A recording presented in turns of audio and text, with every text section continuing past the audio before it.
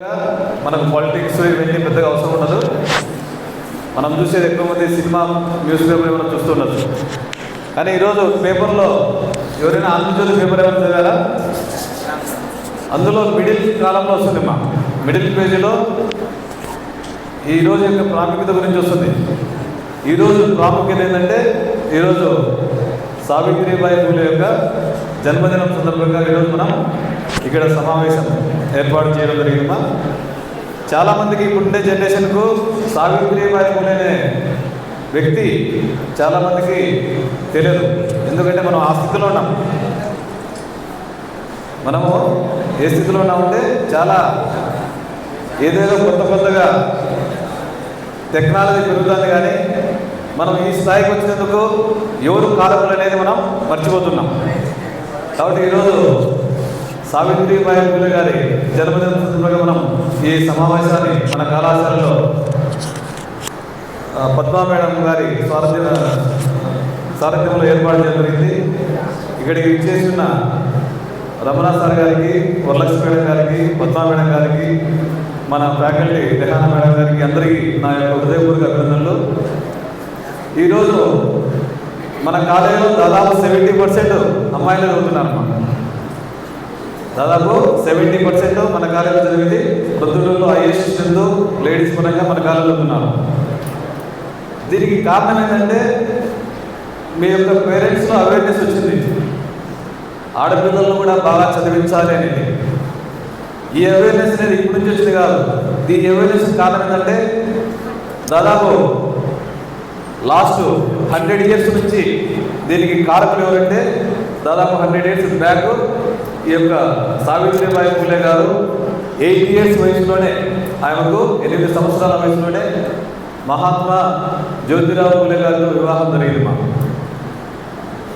ఆయన తన భార్యకు కూడా విద్యావంతులు నేర్పించాలనే ఉద్దేశంతో ఆమెకు ఫస్ట్ వాళ్ళ భార్యకే విద్యావంతులు నేర్పించి, సమాజంలో అణగారిన వర్గాలని చాలామంది ఉన్నారు.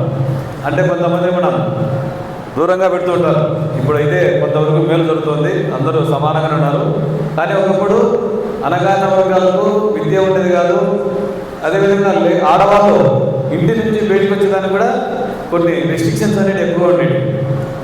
అటువంటి వ్యవస్థను నిర్మూలించడానికి, ఆ విధమైన వ్యవస్థను సమాజం నుంచి పారదోలడానికి ఈ సావిత్రిబాయి పూలే గారు, వాళ్ళ భర్త మహాత్మా జ్యోతిరావు పూలే గారు ఎనలేని కృషి చేసి, ప్రతి ఆడవారికి కూడా విద్య అనేది ఉంటే ఆటోమేటిక్గా వాళ్ళ యొక్క మైండ్ వికాసం చెందుతుంది.